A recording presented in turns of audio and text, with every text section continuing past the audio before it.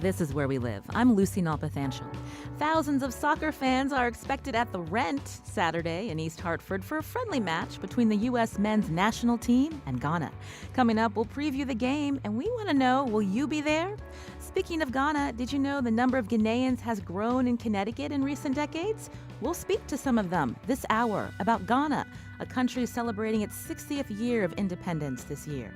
We'll hear from Ghanaian Americans about what brought them to Connecticut and what changes they'd like to see here and in their native homeland.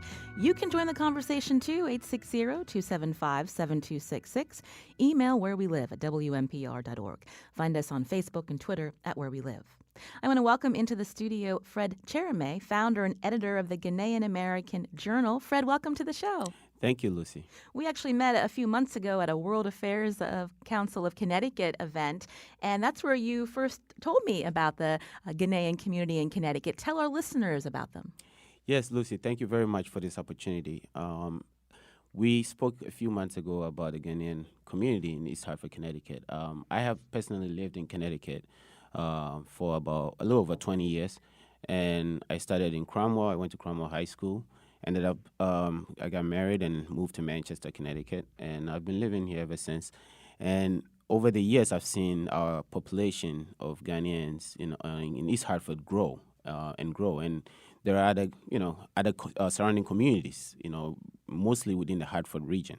And it's exciting to see that population growth of Ghanaians, people coming in every day, some people moving from New York, kind of coming to the countryside of Connecticut a little bit, So I thought it was a good idea to, at least let people know that Ghanaians are here in Connecticut, and we are very much part of the community in everything that we do on a daily basis. I introduced you as the founder and editor of the Ghanaian American Journal. Tell us about that. What is this venture and the purpose? Yes, thank you. The Ghanaian American Journal is a journal that I envisioned about 3.5 years ago. I realized that over the years, I like Ghanaian news a lot. I like to follow what's going on back home in Ghana. And there was a website that I will always go to. When I first moved here in '97, the internet was just just starting out, and people there were not a lot of places to go to get the news from Ghana. So there was this news website called Ghana Web, where I would go every day to read the news about home. And then over the years, I realized Ghana Web was not serving the needs of the Ghanaian American community, because they are not based here in the United States. So there was a gap between the news flow. So I decided maybe it's something that we need to explore. And I started looking into it and decided to establish Ghanaian American Journal to fill that missing link, to ensure that Ghanaian American communities all across the United States are being served, provide information flow is going on well, and they're getting the news that they need within our communities here, because within our communities are very vibrant members and people doing so many different things. So why don't we put a spotlight on them? You launched in March earlier this year. What kind of stories are you profiling of the Connecticut residents, the Ghanaian Americans here? Yeah, so we launched in March, and right in April, the second lady of Ghana, Samira Baumia, visited Yale University for a program, and we thought it was a unique opportunity to bring her to meet the Ghanaian American community in East Hartford. So we invited her for a program, and gladly she accepted. And we had a very nice program where we invited the community on Easter Sunday of all days, and we spoke about our unique connections and how we can help with the new government and all the programs that they've established to help the country to move forward. So that was one of the programs we did. We've been to Atlanta to a conference of Ghanaian medical doctors in April as well, where we, for their 3-day conference, we kind of joined them to explore what they're doing to help their community as Ghanaian doctors, and what they do back home to volunteer and help with medical hospitals. And that was a unique opportunity, because I didn't know there were that many medical doctors within the Ghanaian American umbrella. who have come together to kind of help, the American community and the Ghanaian community, And we were in NYU last a couple of weeks ago when the president of Ghana visited to kind of lay out his agenda for his new administration. We've done other smaller programs across the community as well. And, the soccer game, of course, is our next big agenda. And we'll be talking about that later in the show for the soccer fans out there. Again, a U.S. Men's team and Ghana playing in what they call an international friendly at Rentschler Field this Saturday. So we'll be talking about soccer a little bit later. We're going to be learning more about Ghana this hour. And I wanted to introduce some other members of the Ghanaian American community that here are living in Connecticut. Apostle Cecilia Boama, owner of Accra Market in East Hartford. Welcome to the show, Cecilia. Thank you, Lucy. We heard a little bit about what brought Fred to this country. Tell us about your story. Well, I came to this country in 1982 to join my husband, as a matter of fact. And I've been with him since, with my children, and other people in my family who also joined me in Connecticut. And why Connecticut? Well, he was initially here in Connecticut, so I had no other place to go but to join him in Connecticut.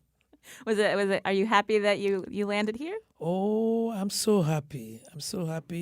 I don't regret it a bit, because it's a state that accept immigrants. So I love it, and everything in East Hartford, where I live, is so phenomenal. It's so great. It's so interesting. So that's why I like East Hartford. I mentioned you're owner of Accra Market. Tell us about that. Okay. Accra Market was established in 1991. As a matter of fact, the reason why this company came to be was our population was growing, and there was a need for the people in East Hartford or in Connecticut in general to have a taste of home, okay? Because we usually went to New York to do shopping maybe once a month, once every 3 months. And the traffic in New York, nobody wants to be in New York, that busy state.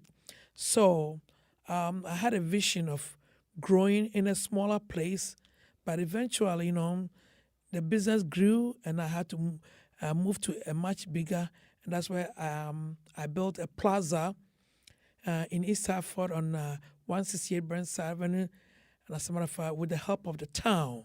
So now it's not a small convenience store, but it's a supermarket that you can get everything from Africa. And in East Hartford, a lot of people are coming to your store from not just East Hartford, Connecticut, but people from around the world that are now residing here? Exactly. People are coming even from Boston, Rhode Island, some even from New York when they visit Connecticut, because they know when they come to Accra Market, they're going to find everything they want and at affordable prices, because I import some of my own goods like shea butter, like black soap, like palm oil, which was featured in Dr. House recently. So, and at affordable prices. So I have people coming all over, and it's not just on retail level. People also come for wholesaling, because most of the shops, they don't have everything. So when they come to my shop, they're able to buy in larger quantities and take it to their shops. How diverse is East Hartford? And how diverse is East Hartford and welcoming? Okay, East Hartford, I don't know if I can compare East Hartford to any other town, because they really, really accept us, okay? It's very, very diversified. And it's not only Africans. I see Indians, I see Chinese. The town is growing with different kinds of people coming in. So East Hartford has become a center of the African community, probably because when you are there, you find everything that you want. The school system is good. The food is good. The people are very nice, and that is why encourage people to come in and do more business in East Hartford. And you came here in 1982. How have you seen the number of Ghanaians growing? Oh boy. I remember when we first met as a group in Hartford here, okay, we were just about 6 women and 18 men. So it was like 24 people. I haven't forgotten it. And it started growing. So now we have a very large number of Ghanaians in East Hartford and Connecticut as well. It's not only in East Hartford, but New Haven and New Britain and all those areas. So the population keeps growing. You mentioned the population's growing. Are many of them young Ghanaians? What about your children? Oh, good. Yes, some of them are young, some of them are teenagers, and they keep growing. I was blessed with 3 children, 2 girls and a boy, and unfortunately they all moved out of state because they finished college, and the boy is an IT student. The mother one is a journalist in Atlanta, working with CBS. And then the oldest one is in New Hampshire, married to a wonderful man. And they both work at, how do you call it, this college. It's a prep school in Wolfboro Academy. Very wonderful school. Can you talk about why they left? And we hear often about young graduates leaving Connecticut. Is that the same? I know. Same? See, with my daughter, the oldest one, she left because she got married to a resident of that state. But the mother one, who is a journalist, they're always looking for the opportunity. Okay. And she didn't have it in Connecticut, so she had to go outside after finishing school at Columbia University. And the younger one also said, the boy, he said, Mommy, there's nothing in Connecticut. And I said, why? He said, it's a dead state. I'm like, why are you saying this? He said, can't you see everybody's living? I'm saying, oh, my God.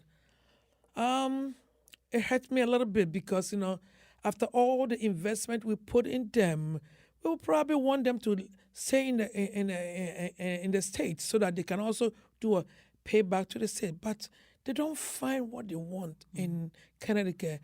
That's why they are moving out. But anyway, he's not far from here, just in New York. So he comes home sometimes. Yeah. This is where we live. Today we're talking to Ghanaian Americans in Connecticut. Part of the reason we're also going to preview the big game at Rensselaer Field this weekend, U.S.A. versus Ghana. Also in studio with us is another member of the community, John Kumsum, president of the Council of Ghanaian Associations in Connecticut. John, welcome to the show. Thank you, Lucy. And tell us about what led you to Connecticut. Okay, so I came to U.S. Essentially as a student at Worcester, Massachusetts. It's called Central New England College. And after college, I was recruited by the Travelers Insurance Company as a financial analyst. And so I took the track of corporate America. And that was in 1978 when I came here to Connecticut. And I've been here since then. I moved on to Connecticut Mutual as a controller, and then to Charter Oak Health Center as a chief financial officer, and then to Bay State as a director of community health centers. And I semi-retired about a year and a half ago. How have you seen the community change from the time that you came here for work in 1978, close to the time that Cecilia came? But have you seen Connecticut change and just the climate in this country change? With regard to Ghanaians, when I got here in 78, there were only about 5 Ghanaians, and all of them work at Travelers. So there weren't that many, and they all live in Signet Street here in Hartford. But over the years, when there were changes in the immigration program where people get lottery to come over, then you kept seeing people come over. So they have multiplied, as Cecilia said, a lot. But in my days, you could count them on your fingers. Yeah. And any challenges that you faced when you came here, or noticing people's perceptions of you? Again, Americans, we tend to look at Africa as one place when it's very many different countries combined. Yeah, that is true. The challenges that we faced was kind of loneliness. Like you leave your mom, your brothers and sisters, and you come, and then you get here and there's no support system. And so it's just you alone. And sometimes you question yourself, why do I have to travel so far to make life? And we went through those kind of things. But after a while, you get used to it, and you get children, and then you stay. That's basically it. I mentioned that you're president of the Council of Ghanaian Associations in Connecticut. Tell me about your members, what their careers are, what brought them here, all for work or education? Most of them for education, and also through the lottery system, also for work, for self-improvement and all that. And what happened was, when people get here, they want to form groups. And usually it started out as regional groups. So we have the Ashantis, we have the Fantis, and because based on the regions in Ghana they came from. So we saw a need that one region cannot represent Ghana. Say if you have a president coming over here, and the president and aspirants have come over here, one region cannot meet them. So we saw the need to form a Ghanaian association that will represent Ghana as a whole. That's why we put all the organizations together and we call ourselves Council of Ghanaian Association. Incidentally, that model is not for Connecticut only. We have Council of Ghanaian Association in New York, in Atlanta, in Chicago, and currently we are in the process of forming United Council of Ghanaian Associations, U.S.A., so that we can address national issues. When you talk about these communities all coming together, you mentioned when you first came, you felt lonely. You probably missed a lot of what you knew from back home. This is something that probably is alleviated when you have these associations coming together, and maybe you're from different parts of Ghana, but you have that common connection. Yes, true, especially during our independence celebrations. Because when you do an independence celebration, you are talking about the nation as a whole. So one region alone cannot represent the nation. Just like the soccer game coming, it's a Ghanaian, it's not a regional affair. So there's indeed a need for a united association of Ghanaians. Cecilia, I understand you're really affiliated with the church community. Tell us about that. Well, right now I'm a pastor, and I'm pastoring a church in Waterbury at 1010 Meridian Road. As a matter of fact, I had a calling on my life when I was young. But when I moved to the United States, your whole focus is to, make some money and achieve something, because life in Ghana at that time was a little bit tough. And we didn't have so many Ghanaians around. And secondly, you didn't know what to do. And I was that young. But as I grew up and I had the calling of my life when I was young, it started coming up, and I got myself involved in the churches, and until such a time that I was consecrated as an apostle, and I'm leading a church in Waterbury. And Fred Cherame is also here, again, founder and editor of the Ghanaian American Journal.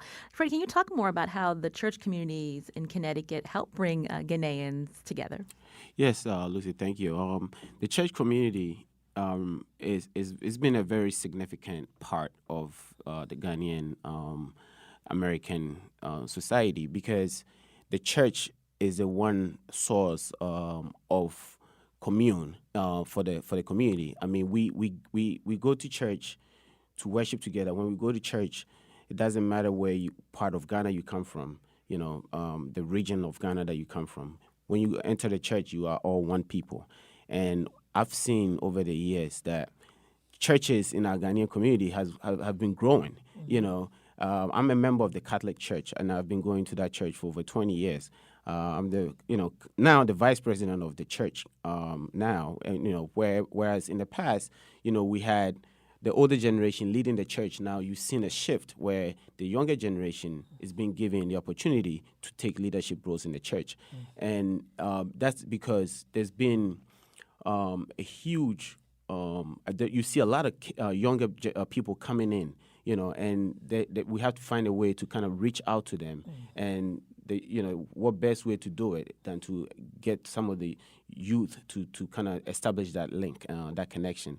So the church in Connecticut has been a very significant part because everybody likes to worship.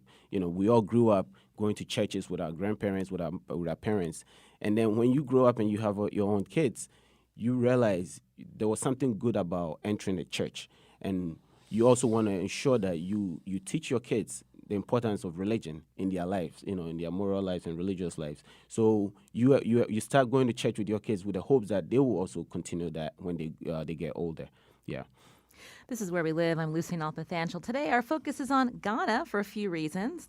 On the weekend, the Ghanaians in Connecticut and many others who love soccer will be at the international friendly game at Runster Field between the U.S. men's national team and Ghana's Black Stars, as they're known. We're taking some time to learn about Ghana from Ghanaians who now call Connecticut home.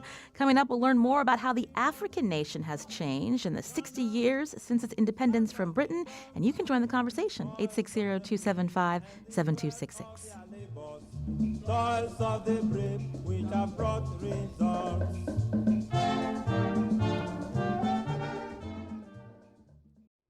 This is Where We Live. I'm Lucy Nalpathanchel. Ghana is a West African nation where soccer is king. Coming up, we'll talk about the big match this weekend at Runster Field in East Hartford. It's an international friendly between Ghana's national team and the U.S. men's team. Plenty of fans are expected. Will you be there? Some of those fans are in studio with us today as we learn more about Ghana. In studio, Fred Cherame, founder and editor of the Ghanaian American Journal, John Kumson, president of the Council of Ghanaian Associations in Connecticut, and Apostle Cecilia Boama, owner of Accra Market in East Hartford. Now, we wanted to talk a little bit more about the country Ghana this year, marking 60 years of independence from Britain. Fred, talk about the significance of this. Yes, Ghana attaining 60 years is very important to all of us. As even those of us who've left the country and been living here, we always find a way to reach back to Ghana every opportunity that we can. So every independent 6th March of every 6th March in every year, what we do is we recognize the ceremony. Obviously there are big festivities that go on in Ghana in recognition of that.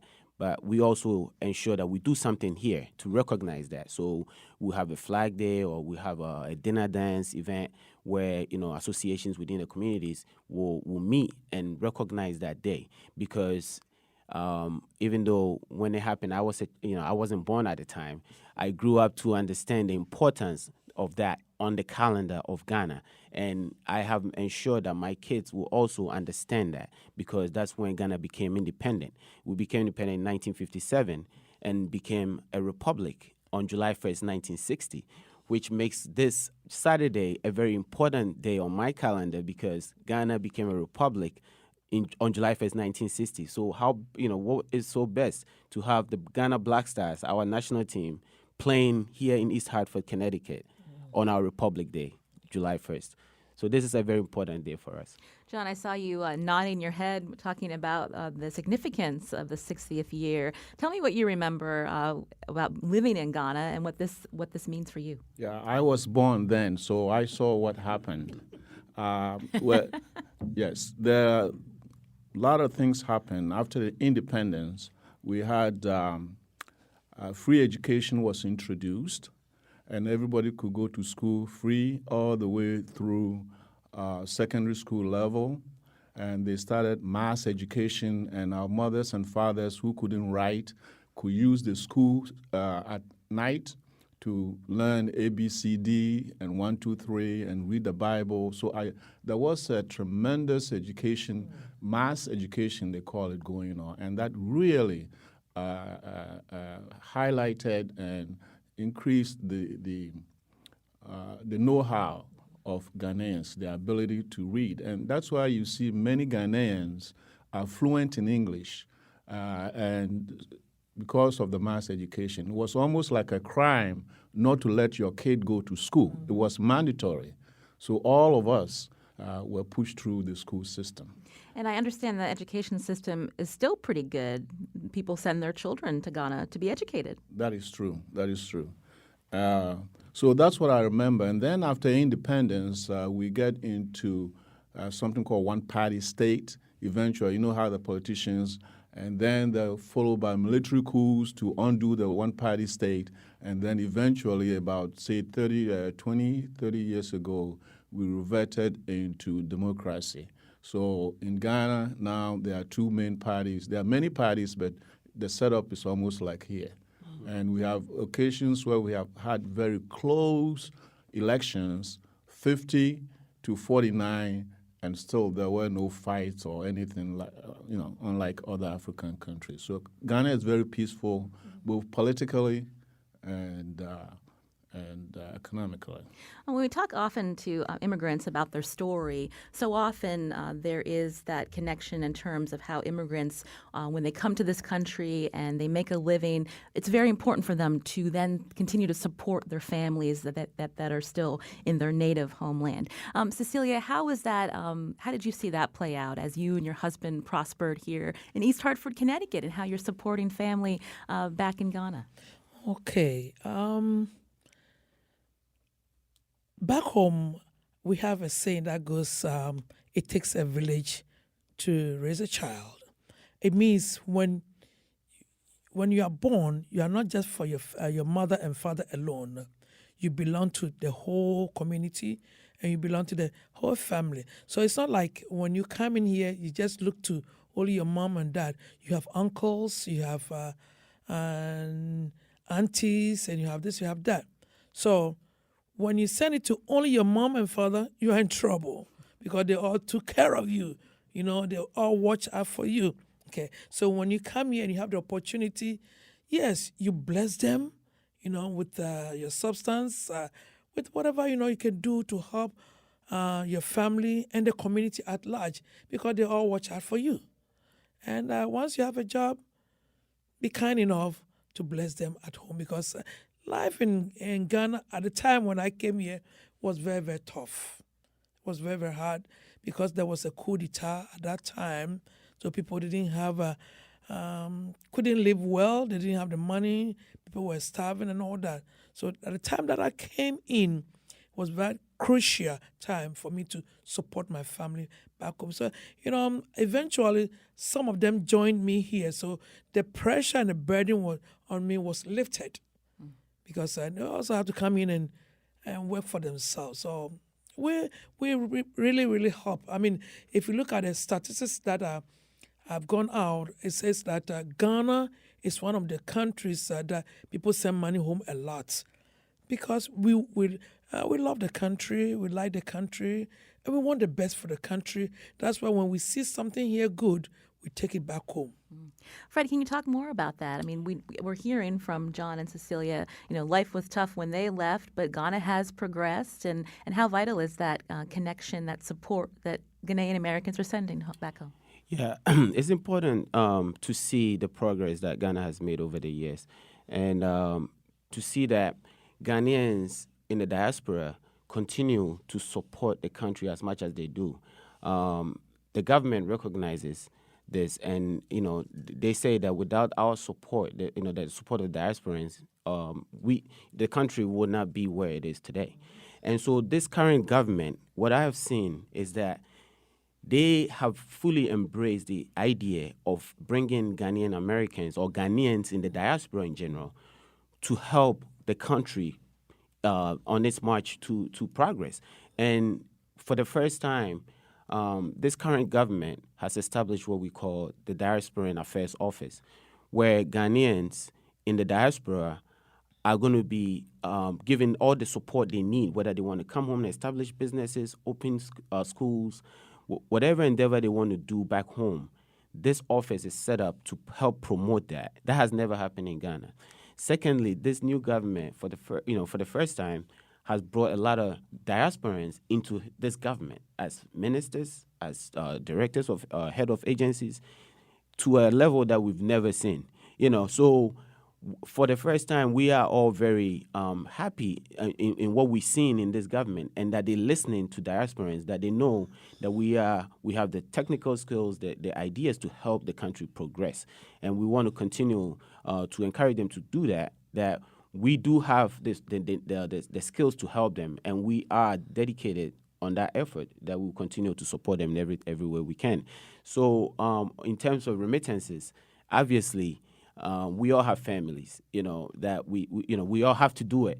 Our older generation have been doing it for many years. My mom always reminds me, "Oh, now you married, you have a job, it's your turn." So now when she asks to send money home, she calls me, "Kojo, we have to send some money to your grandmother. How much can you provide?"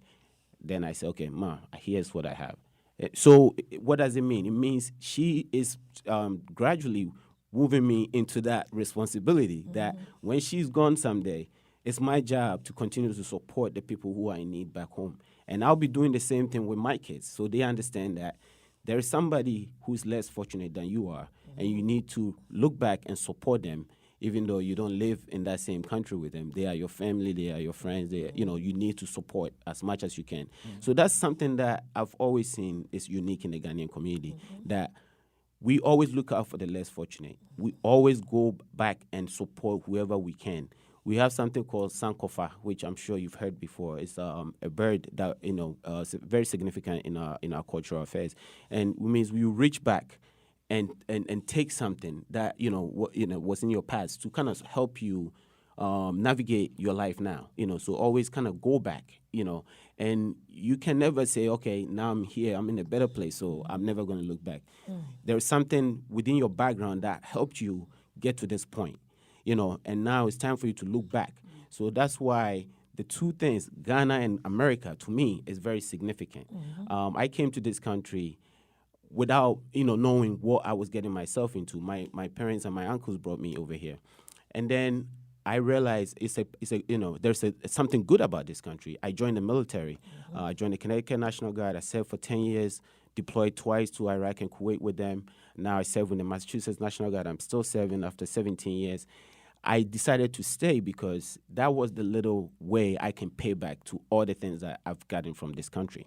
So I see myself as a Ghanaian American, and I say that because my background from Ghana is what got me to a point where I can look at myself and say, something happened in my life in Ghana. My grandparents and my parents inculcated something in me that was so significant that I can never let go of that.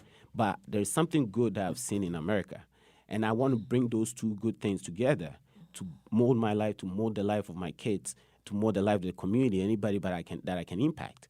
So the Ghanaian American narrative that I use is just that there's something good between these two countries. And Ghana and America are friends. We do a lot of bilateral things together. So why don't we continue to deepen that relationship? Speaking of the relationship between the U.S. and Ghana, someone's calling in with a question from West Hartford. Claire, you're on the show. Oh, hi. I just had a question. My daughter spent 3 weeks in Ghana last summer on an exchange program in Loga, and it was a life-transforming experience. And I was wondering if any of the participants knew if there were either school exchanges or exchange programs between either schools in Connecticut or youth programs, youth soccer programs, and any programs in Ghana. Yes, thank you very much. Yes, I went to Central Connecticut State University, and when I was there, I know for a long time they had a program, an exchange program between Central and the University of Ghana, where one of the Ghanaian professors at Central spearheaded every year. And it was such a phenomenal program that I have many friends who visited Ghana through that exchange program, and I believe they still do that. I also work at University of Connecticut until recently, and I know that they have some relationship with Ghana where every summer they bring many students from Ghana and other African countries to come to the United States to teach them, about technology, about life. It's a similar exchange program. and they spend the whole summer here, and then they go back and kind of, whatever they learn, they take it back and do, to help in every whatever they do back home. And similarly, they have students who choose to do, semesters abroad or do other study abroad programs. So I know many colleges in Connecticut participate in that. John, did you want to add something? Yeah, so my recommendation is to try to reach the colleges themselves, ask for exchange program, and they will be able to help you, because I know there are networks around, and they usually know, they put their resources together. So I will reach UConn, Central, and even Department of Education, and they will be able to refer you to such programs. Now, John, we heard Fred talking about the new president and how the country is prospering. What's your take on, I don't want to mispronounce his name, President Addo? Yes, Akufo-Addo. Yeah. I think it's a good thing, because he's someone who has experienced democracy. He was a lawyer by profession. He was trained in London. He lived there most of his time. His father was actually the first Chief Justice, I believe, of when Ghana became republic.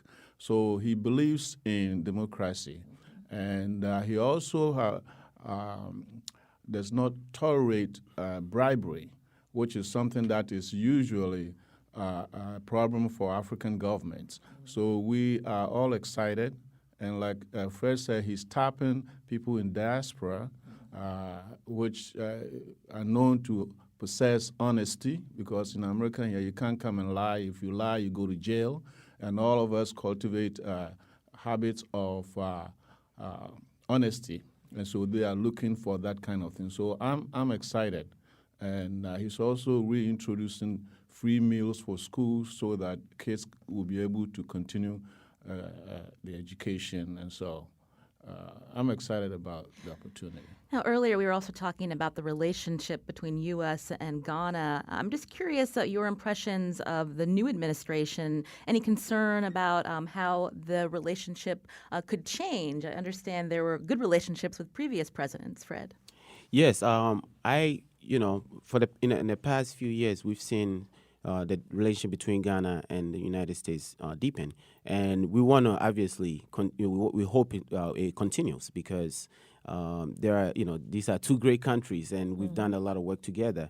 Now, with the new administration, obviously coming in during the campaign, we heard a lot of rhetoric about what they were coming to do, and there were some worrying concerns for especially those of us in the immigrant community that. We've lived in this country over the years, and we've been law-abiding, and we continue to support the United States in every way that we can. And we obviously had some concerns about, the rhetoric against immigrants, because the American society, as we know, is a society of immigrants. And when you hear a president, incoming president, going against that, the belief, it kind of says some shivers under your spine. So we've been hoping that so far we've seen they've stepped up deportations against immigrants. Obviously, if someone comes to this country and does something illegal and they are deported, that's according to the law. That's something that we have no problems with. But if people are in the process of trying to legalize themselves, or they haven't committed any crimes, or the government start going after places where people usually commune, or maybe whether it's in a church or somewhere that they'll go to do the normal things that every person would do, and they get rounded up. And we've seen immigration officers in Hartford, on the streets of Hartford. These are things that we never used to see as much. Yes, the law is being enforced a lot more, but we hope they continue to enforce it in a judicious way, whereby people who have not broken the law are not easily rounded up without any warning and deported back home.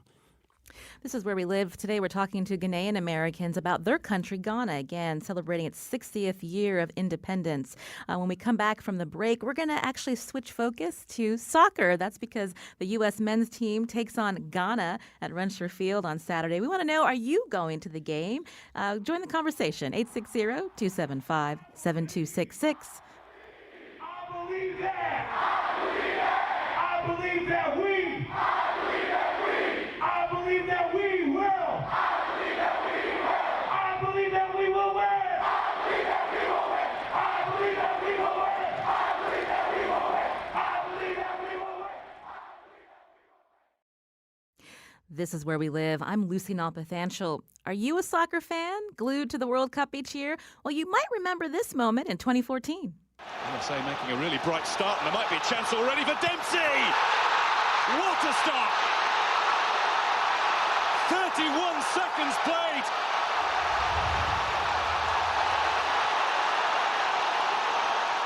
Clint Dempsey so quick off the mark.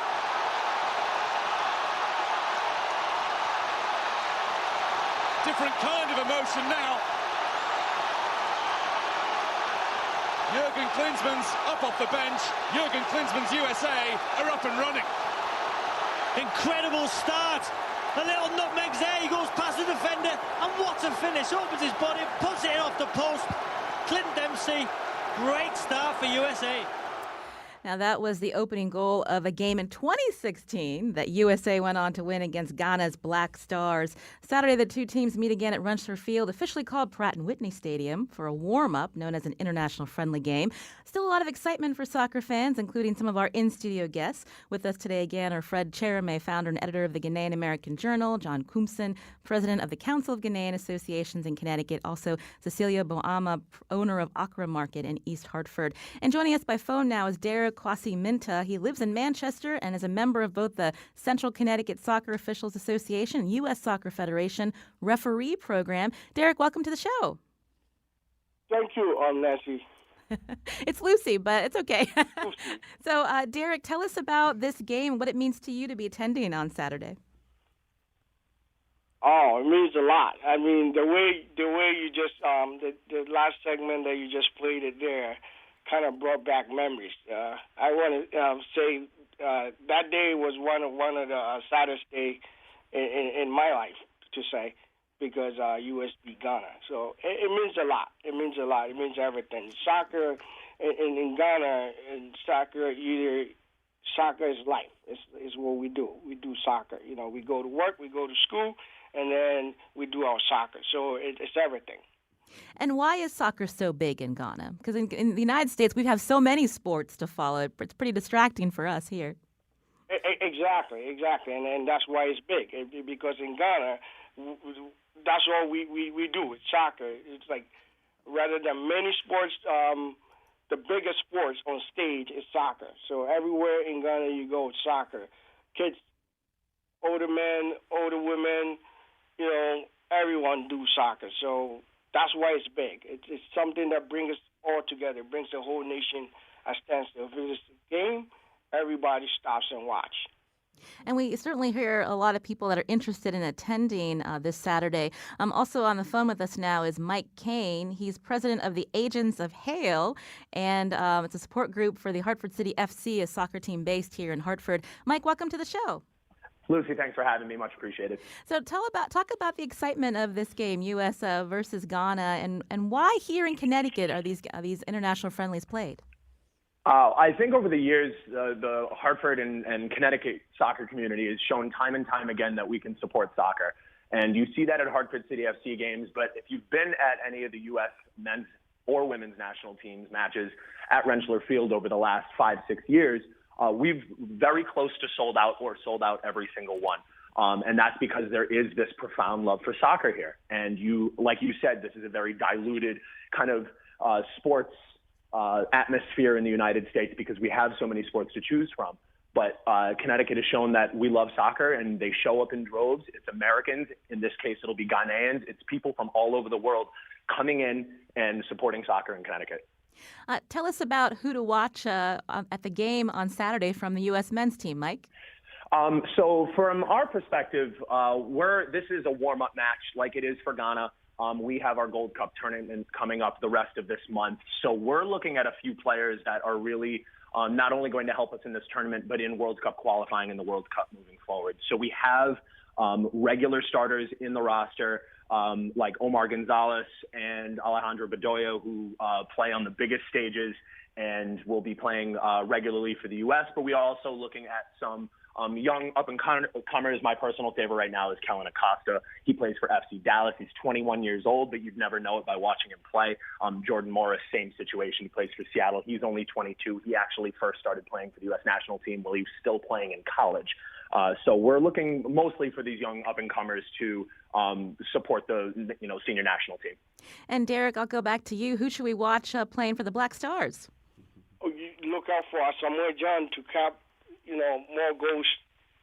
Dede Ayew is coming. Ajiman Bedu, they're all coming, and they we got a few young stars, also rising stars in the making, and they're all going to be on stage. Now, Mike, you mentioned that soccer fans, they turn out for these games, and obviously the World Cup is a very important sporting event for many countries. So do you see lots of these different immigrant communities in Connecticut or nearby in Rhode Island, New York, coming to these games just because they love the sport so much? It is, and you know what? This match, it is a friendly. There is no real competition on the line here. What I look at it as, and what the American Outlaws, the supporters group for the U.S. national team, and the soccer community as a whole, they look at this game as a big celebration. There are people driving from all over the place to see this game. And it's a big celebration. We're starting with, American supporters are starting the night before the game. We'll all be at Tavern Downtown in Hartford, welcoming people from all over the country that are coming in and staying in hotels so that they have a place to go and people to meet and soccer to talk about. And it's, we'll be tailgating 4 hours before, and it will be people from New York, Rhode Island, but also West Virginia and California. And it's not just the country, but immigrant communities and refugees that are coming in and watching soccer because they love it. And they might not even have a specific connection to the game on Saturday, but they're coming because they do genuinely love the game. Well, Mike, thank you so much for joining us for just a little bit of the conversation. I wanted to go back to our in-studio guests. Fred, you mentioned the significance of this game happening on July 1st. And tell us a little bit about how the Ghanaian community is getting together for the match. Yes, we are super excited. When you played that little short clip, I had goosebumps because I remember that day I was in the same room with Derek. We were watching the game with our families and all our friends. And we were so ready to win a third straight game against the U.S. And, we were disappointed, but it's okay. This is another opportunity. It's a international friendly match. But somehow, when it comes to Ghana and the United States, there's still a little competition somewhere. So we're going to try to reclaim our victory again. This match is so significant, especially for those of us here in Connecticut, because the United States is such a huge place, and there are so many bigger states and cities across the U.S. that this game could have been played. So for us, it's quite unique for the first time that the Black Stars are coming here to East Hartford, Connecticut, our backyard, and we've been getting ourselves ready. The U.S. Soccer Federation was selling tickets online. We realized that some of our people do not go online to shop or buy things, online. So we formed a relationship with the U.S. Soccer Federation, and we were able to acquire a bunch of tickets for them so they can go and sit in the same place. Because when Ghanaians go to the stadium, we like to sit in our own little place, and we sing our songs, and we hit our drums, and we wear our colors. Yeah. And Fred, we're hearing from a listener wants to know if she can't go to the game, can she watch this somewhere? Yes, it will be on ESPN Live. So ESPN is the place to watch. And we ask everyone to join us at Silver Lane, the Silver School, right across from the stadium. The Ghanaian community, we are having a tailgate party right before from 10 to 4 p.m. before the game. So we ask everyone to join us. Thank you, Fred Cherame, John Koomson, Cecilia Boama for joining us. Also, Derek Quasi-Minta for joining us as well. This is Where We Live, and we'll find out who wins, the USA or the Black Stars.